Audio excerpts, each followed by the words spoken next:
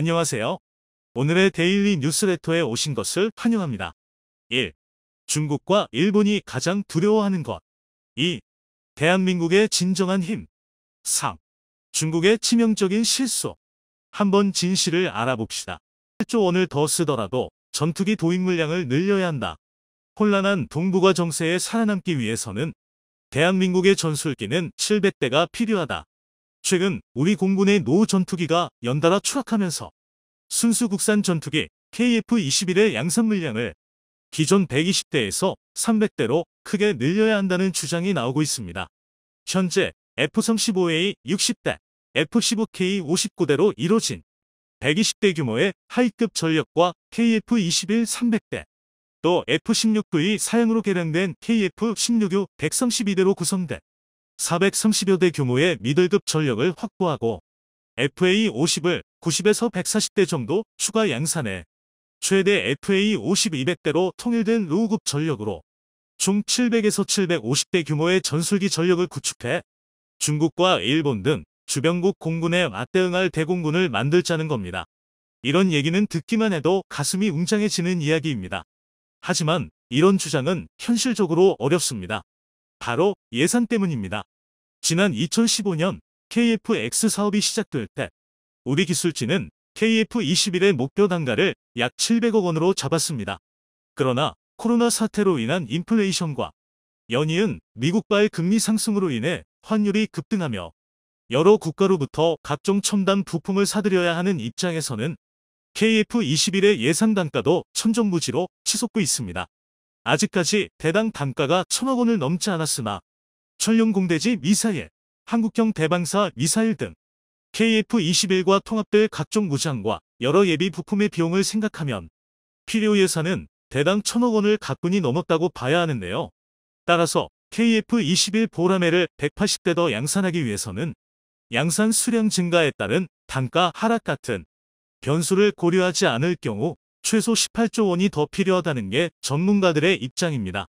게다가 여기에 더해 90에서 140대의 FA-50을 더 생산한다면 못해도 5에서 6조 원의 예산이 더 필요합니다.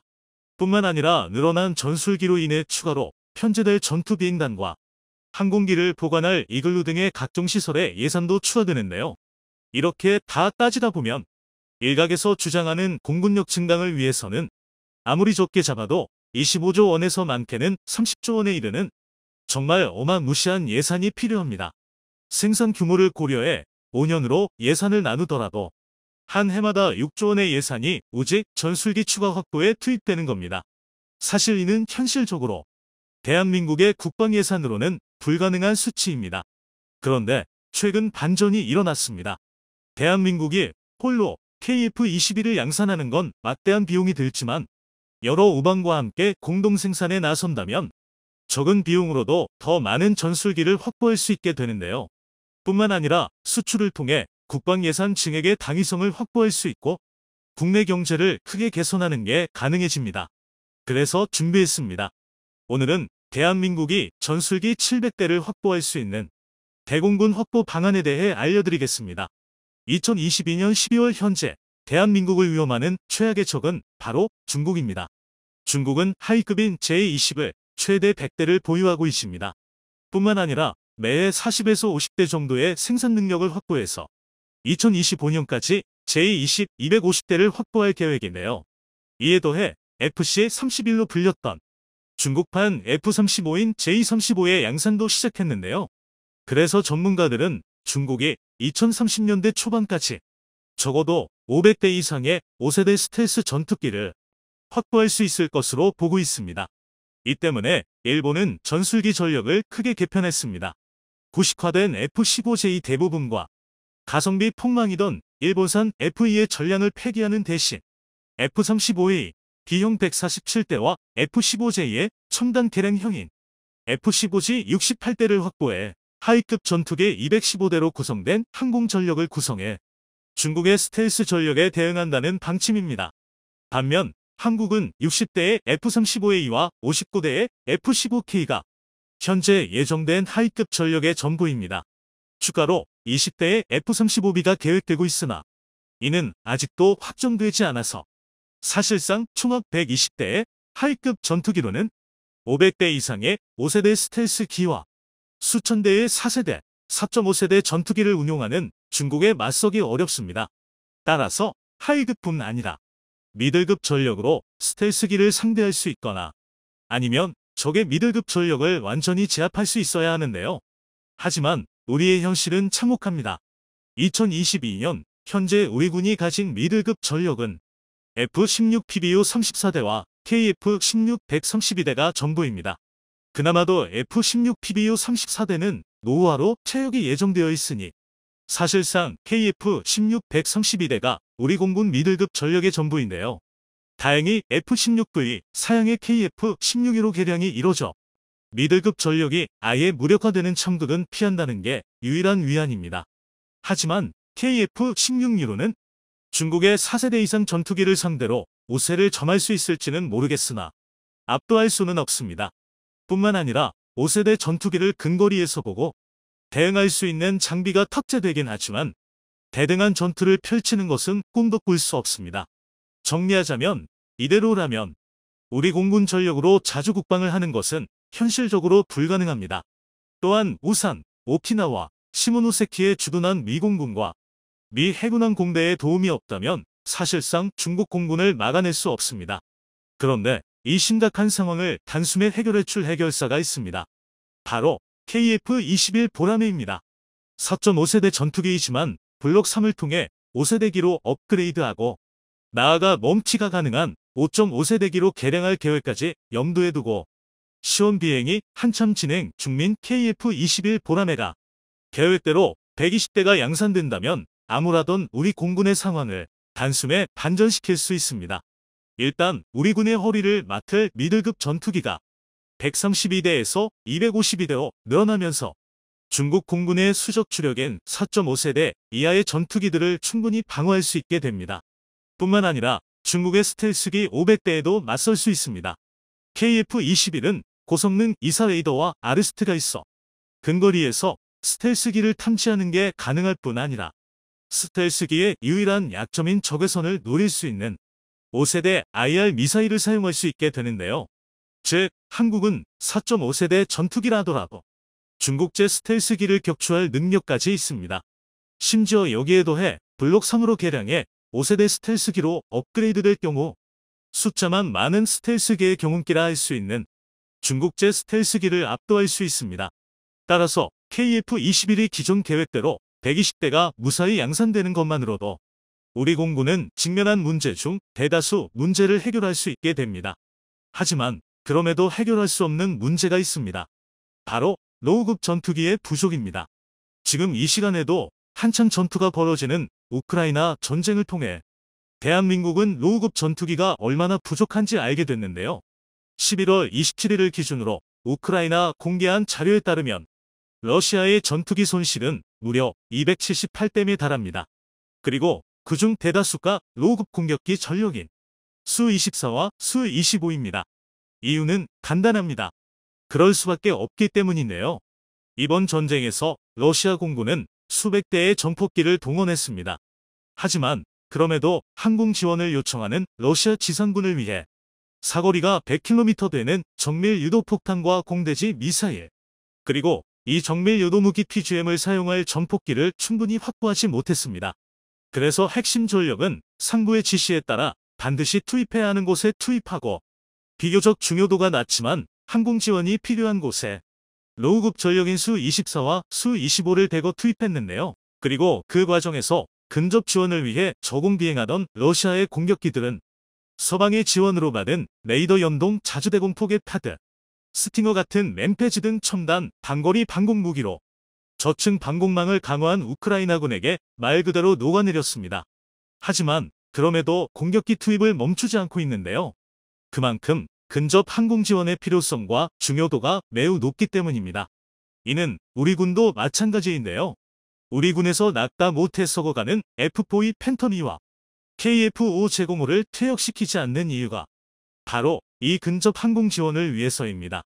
그래서 한국은 노후급 전투기임에도 막강한 성능을 자랑하는 FA-50을 개발하고 각종 유도폭탄을 대량 도입했습니다.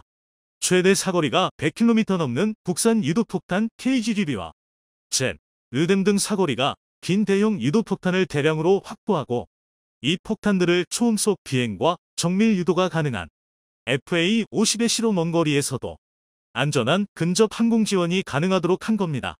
그 증거로 현재 한국은 무려 10,000발에 가까운 정밀 항공폭탄 재고를 확보했거나 확보 중입니다. 이는 정말 어마어마한 수량인데요. 그런데 문제가 있습니다. 정작 폭탄을 투하할 FA-50이 너무 부족하다는 것입니다. 가장 숫자가 많아야 할 로우급 전력이 불과 60대뿐이기 때문입니다. 이 정도로는 10,000발의 유도폭탄이 있어봤자 쓰고 싶어도 쓸 수가 없습니다. 이 때문에 항공기가 추락해도 지금이라도 당장 버리는 게 당면한 F4와 F5를 버리지 못하고 있는데요. 그나마 이거라도 갖고 가야 로우급 전력을 150대 내외로 유지할 수 있기 때문입니다. 그러나 이티 알려줬다시피 이것도 한계입니다. 두 전투기 모두 2030년이 되기 전에 공군에서 퇴역해야 합니다. 그래서 최근 FA-50을 선로 추가 양산하자는 목소리가 높습니다. 90대를 더 양산해서 로우급 전력 150대를 유지하자는 주장부터 140대를 추가 양산해 이참에 로우급 전력을 200대로 확보하자는 의견까지 다양한 주장이 나오고 있는데요. 그런데 이건 불가능합니다. KF-21 보라매의 단가를 좋게 봐줘도 800억 원 이상이라 보라매가 쓸 무장과 새 시설에 투입할 예산을 200억 원 정도로 낮게 잡아도 보라매 1대를 추가하는 데 1,000억 원이 필요합니다. 달리 말해 보라매 180대를 추가하려면 18조 원의 예산이 필요하며 여기에 FA-50 140대를 더한다면 인건비나 부대 창설 등 여러 변수를 빼더라도 25조 원 이상의 예산이 소모됩니다. 또 인력도 문제입니다. 최근 병역 자원이 급감하며 공군 역시 직업군인과 공무원의 비중을 늘리고 있습니다. 당면이 기술 직군인 정비 인력 역시 부족합니다. 아무리 우리 경제가 성장했다고 하더라도 수백 대의 전술기를 추가 양산하면서 이와 함께 늘어날 10,000명 단위의 공군 인력에게 지급할 예산과 또 이들 사용할 시설을 마련하는 것은 현실적으로 어렵습니다. 그런데 우크라이나 전쟁으로 인해 최근 한국 무기의 위상이 올라가면서 새로운 해법이 등장했습니다. 바로 공동개발국을 늘린다면 이야기가 달라지게 되는데요. 그 좋은 사례가 미국의 F-35입니다. F-35는 우리 군에서도 최고급 기종으로 분류할 만큼 우수한 기종이지만 그만큼 어마무시한 개발비가 들었습니다. 2001년 미 국방부는 F-35의 개발과 양산했을 총사업비를 272조 원이 사용되리라 예측했지만 2022년 현재 F-35의 총사업비는 1조 7천억 달러. 그러니까 우리 돈 2268조 원까지 치솟았습니다. 심지어 아직도 사업비가 불어나고 있는데요. 이는 대한민국의 4년치 정부 예산에 달하는 금액으로 아무리 미국이라 할지라도 감당할 만한 액수가 아닙니다. 그러나 이런 사업비 증가에도 F-35 개발은 결국 성공했고 최근 들어서는 양산 단가가 크게 낮아지고 있습니다. 1대당 가격이 1,000억 원 밑으로 떨어질지 모른다는 희망성민 전망도 있을 정도인데요. 이는 공동개발을 통한 규모의 경제 덕분입니다. F-35 개발에는 미국의 최우방국들이 여러 참여했습니다. 완성된 기체를 타국보다 빨리 구매하는 조건으로 개발비를 보탠 건데요. 이 덕에 미국은 수천조 원에 달하는 사업비를 절감하면서 여러 동맹에게 수백 대의 F-35를 판매할 수 있었습니다. 그야말로 일석이조의 장사를 한 건데요. 그런데 이건 KF-21을 가진 대한민국도 충분히 할 수 있는 일입니다. 미국과 한국이 어떻게 똑같냐 하실 수 있겠지만 그럴 만한 이유가 있습니다. 바로 현재 지구상에서 KF-21을 대체할 4.5세대 전투기가 없기 때문입니다. 또 호주, 폴란드처럼 한국과 군사협력을 강화하고 싶어하는 나라들과 KF-21의 공동 생산을 통해 미후 6세대 전투기의 공동 개발을 진행한다면 적은 비용으로 차세대 전투기를 확보할 수 있습니다. 뿐만 아니라 수백 대의 KF-21을 수출할 수 있고 이로 인한 관련 산업의 성장을 통해 막대한 항공 인력을 확보할 수 있습니다. 이렇게 되면 낮은 단가로 전투기를 양산하고 남는 예산으로 인력을 유지하고 관리할 수 있게 됩니다. 당연히 국군의 전술기 전력도 크게 늘어날 수 있습니다. 그러니까 결국 방산 수출이 자주국방의 핵심이라고 할 수 있는데요. 얼마 전 레이더로 한국의 영공을 훔쳐보던 중국과 북한은 눈을 의심케 하는 장면을 포착했습니다. 흰 궤적을 그리며 하늘을 가르던 물체가 돌연 옆에서 날아온 무언가에 맞고 포격사한 겁니다. 그날 자신들이 한국에 쓴 것은 아무것도 없었으므로 한국군의 무기 실험이었음은 분명했는데 비행체를 쏴맞췄다는 것은 한국이 미사일 요격 능력을 또 발전시켰다는 의미였습니다. 당연히 이들은 발등에 불이 떨어졌는데요. 한국이 만들어낸 신무기가 무엇이었길래 그런 건지 한번 자세히 알아보겠습니다. 최근 들어 한국군의 미사일 실패 소식이 자주 들려오고 있습니다. 지난 8월에는 문무대왕함이 림팩 훈련에서 발사한 SM-2 이발중 한 발이 경람으로 인해 요격에 실패했고, 지난달에는 현무 2미사일이 낙탄, 그 후 얼마 안 가서는 패트리어트 미사일과 전국 미사일 역시 각각 불발과 공중폭발로 안타까운 모습을 보여줬습니다. 그동안 자타공인 세계 최강이라고 자부하던 한국군의 미사일 전력도 자연히 의심의 눈초리를 받기 시작했는데요. 북한은 마치 이때만을 기다렸다는 듯 두 달 사이에 무려 40회가 넘는 도발을 걸어오며 한국의 신경을 긁어대고 있습니다. 한편 문무대왕함의 SM-2가 요격에 실패한 원인에 대한 조사 결과도 얼마 전 공개되었는데 그 내용이 한국으로서는 억울하기 짝이 없었습니다. 한국은 과거 미사일을 표적에 유도하는 일루미네이터를 미국에서 도입해서 탑재했는데 그 부품이 현재 거의 절반 가까이 단종되어 여태까지 함정끼리 부품을 돌려막으면서 버텨왔다는 사실이 밝혀진 겁니다. 위기감을 느낀 한국은 분골쇄신의 각오를 다졌습니다. 육해공 미사일 체계 정보를 재정비하기로 한 것인데요. 이런 문제가 터졌을 때 늘 그랬듯이 핵심은 국산화였습니다. 그 첫 행보는 한국형 사드, LSAM의 요격 실험을 최초로 성공시킨 것이었습니다. 지난 2월 비행 시험에 이어 요격 실험까지 성공한 LSAM은 이제 사실상 양산 수순만을 남겨두게 되었는데요. 무사히 양산 배치되면 현재 40에서 150km 고도의 미사일을 요격하는 역할을 맡고 있는 사드의 역할을 대신해 줄 수 있을 것으로 예상됩니다.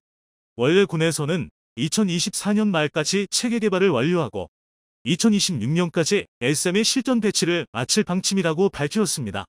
그리고 이에 맞춰 LSAM의 실험 성공에 관한 내용도 2025년에나 공개할 예정이었는데요. 전쟁으로 국제 정세가 요동치고 북한의 도발이 계속 이어지는 상황이 되자 이례적으로 스케줄을 앞당겨 실험의 성과를 조기 공개하기로 했다고 합니다. 이러한 결정의 배경에는 이웃 국가들의 국방력을 과시하려는 목적뿐만 아니라 반복되는 사고로 바닥에 떨어진 국민들의 신뢰를 되찾기 위함도 있었죠.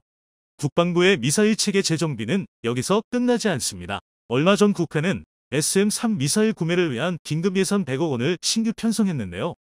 갑작스러운 결정이라 많은 사람들이 적잖이 당황한 소식이었습니다. 물론 최근 진수식을 거행한 정조대원급 구축함에 SM-3 탑재가 가능한 수직 발사 체계가 탑재되었던 만큼 언젠가 SM-3을 한국이 도입할 것은 확실했습니다. 다만 중국이 반발할 가능성, 일본 기술이 포함된 점, 효용성 문제 등이 대두되어 2013년부터 장장 9년에 걸쳐 논쟁만 거듭하던 상태라서 슬슬 모두가 지쳐가던 차였죠. 이런 지리멸렬한 논쟁이 마침내 결실을 맺었다는 데에서 오히려 당황스럽다는 반응이 나왔습니다. 한국이 SM-3 도입을 공식화한 것으로 마침내 한국형 방공 미사일 방어체계 캔드가 완성되었기 때문에 더욱 그랬습니다. 캔드는 한국이 MD로 불리는 미군 방공체계에 가입하는 것을 거부하고 대신 직접 구축한 방공체계를 일컫습니다.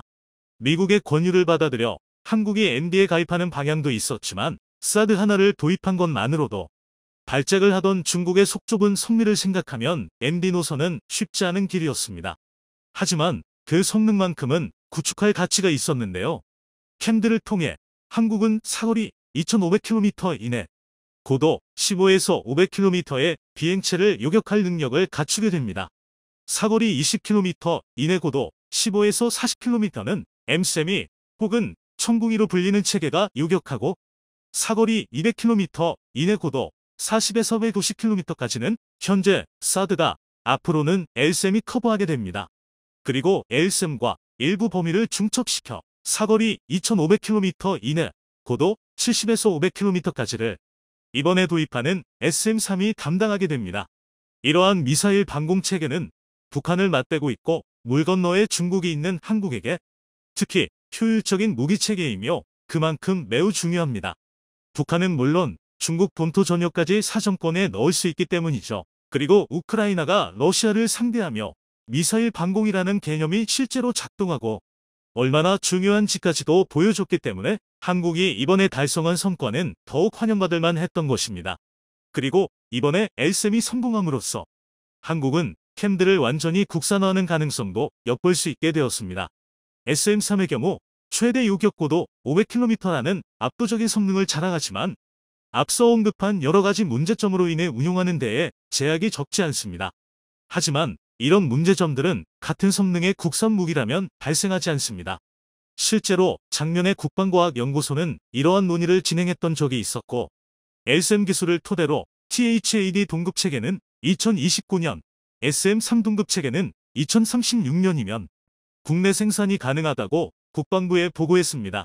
그리고 현재 사드의 요격고도 일부 구간을 대체할 수 있는 LSM이 완성된 만큼 앞으로는 그 계량만 거치면 되므로 캠드의 국산화는 박차를 가할 전망입니다. 만약 캠드가 무사히 국산화를 마친다면 한국은 여러 가지 이득을 볼 수 있는데요. 일단 주변국과의 외교적 마찰을 최소화할 수가 있습니다. 그동안 방공체계의 일부를 외산 무기에 의존했던 것 때문에 한국은 외교적으로 상당한 곤혹을 치러야 했습니다. 대표적으로 사드 배치 후 중국이 발작에 가까운 반응을 보여주며 외교 보복까지 가했던 일이 있었고 SM-3 역시 중국이 사드와 똑같은 반발을 할 가능성이 있는 데다가 일본 기술까지 들어가 있어서 무역 분쟁으로 한일 관계가 얼어붙어 있던 기간 동안은 도입 논의조차 할 수 없었습니다. 중국의 경우는 사정거리에 자신들이 포함되는 순간 한국이 미중 관계에 끼어든다며 내정 간섭 등의 빌미를 들이댈 수 있고 일본의 경우는 일본산 무기를 구매함으로써 일본의 군사대국화에 한국이 기여하는 괴상한 모양새가 나올 수 있게 됩니다. 그리고 뒤에서 이들 무기를 한국에 팔면서 팔짱 끼고 바라보고 있는 미국은 손 안 대고 코를 푸는 격이죠.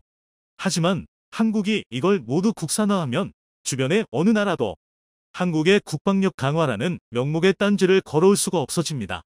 한국이 챙길 수 있는 또 다른 이득은 의외로 국산화를 했을 경우에 훨씬 적은 비용이 든다는 점입니다. 사드의 경우 한 개 포대를 구성하는 데에 1조 5천억의 비용이 들고 미사일 한 발당 가격이 110억 원 정도입니다. 물론 현재 운용 중인 사드 포대는 부지와 시설만을 한국이 제공하고 나머지 비용을 모두 미군이 부담하고는 있습니다. 하지만 사드의 추가 도입은 이줄만 하면 튀어나오는 화두이며 그때에도 한국이 땅만 내주고 운용할 수 있을지는 알 수 없죠. SM-3의 경우 한 발당 가격이 238억 원으로 탑재되는 한국 함선의 탐지 체계와 통합하는 비용은 별개입니다. 하지만 LSM 기반으로 유격형 탄도탄을 개발하면 한 발당 60억 내외로 만들 수 있고 당연히 통합 비용 같은 건 발생하지 않죠. 미사일은 비대칭 전력이고 단 한 발만 떨어지더라도 일정 수준의 피해를 강요할 수 있습니다. 이런 미사일을 방어하는 입장에서는 가능한 한 많은 미사일을 요격해야만 하므로 당연히 요격탄을 많이 뿌리는 편이 좋습니다. SM-3으로 비교했을 때 LSM 기반 국산 체계라면 거의 4배 많은 요격탄을 뿌릴 수가 있습니다. 가격 차이가 요격 효율로도 이어지는 것이죠. 한국은 이미 이런 국산화 전략으로 상당한 성과를 거두기도 했습니다. 2월 LSM의 비행시험 성공과 함께 공개된 램드가 그 주인공인데요. 램드는 소위 한국형 아이언돔으로 불리는 무기체계로 미사일이 아닌 장사정포의 요격에 초점이 맞춰져 있습니다. 한국은 본래 원조인 아이언돔의 도입을 논의했었는데요. 아이언돔이 사용되는 이스라엘과는 운용 환경이 많이 달랐습니다. 아이언돔의 경우 주로 요격하는 대상이 가삼 로켓으로 불리는 소구경 사제 무기입니다. 팔레스타인의 하마스가 심심하면 이스라엘 도시에 집어던지는 사람 키만한 이 로켓은 설탕과 비료 따위로 만든 싸구려 연료로 날아가며 탄도로는 TNT를 달아놓은 극히 조악한 물건입니다. 이 때문에 이스라엘이 이를 요격하기 위해 만들어낸 아이언돔은 목표 성능이 한국과는 맞지 않았습니다. 북한도 심심하면 한국에 로켓포를 쏘지만 가삼 로켓과 북한이 쏘는 장사정포의 규모는 천지차이기 때문입니다. 게다가 아이언돔이 성능은 차치하더라도 재생부터 급조된 무기다 보니 호환성이 극히 나빴습니다. 미군조차 육군 방공망에 아이언돔을 통합하는데 엄청나게 고생을 했고 미군 외에는 아이언돔이 수출된 사례도 없었습니다. 북한의 장사정포는 한국군 육해공 모두에게 전력 보존을 위해서 반드시 막아야 하는 중요한 사안이므로 기존 방공망과 통합이 어렵다면 채용하는데 애로사항이 크기 마련이었습니다. 이에 한국은 아이언돔의 도입을 포기하고 대신 한국 환경에 맞춰 장사정포를 동시에 100발까지 요격할 수 있는 한국형 아이언돔의 개발에 돌입합니다. 기반이 되는 무기체계는 LH-X1의 해군 함대공 미사일이었고 이를 경량화하여 가격을 줄이는 것이 목적이었습니다. 그리고 개발이 시작된 지 반년도 채 되지 않아 모습을 드러낸 램드는 성공적인 시험 발사를 선보였죠. 램드의 경우 목표 성능의 차이 때문에 한 발당 가격은 여전히 아이언돔보다 비쌌지만 대신 얼마가 나올지 예측조차 안 되는 통합 비용을 아낄 수가 있었습니다. 이처럼 한국은 특기가 무기 국산화라고 해도 좋을 만큼 세계 방산 시장에서도 보기 드문 성과를 보여주고 있는데요. 이번에 도전하는 사드와 SM-3의 국산화도 큰 기대를 받고 있습니다. 머지않은 미래의 캔들을 비롯한 미사일 체계를 성공적으로 국산화해 낙탄과 불발의 불명예를 싣고 자주 국방의 실현에 더 다가가는 모습을 볼 수 있으면 좋겠습니다. 영상이 도움이 되셨다면 구독과 좋아요 부탁드리며 오늘도 감사합니다. 최고로 멋진 하루 보내시길 바랄게요.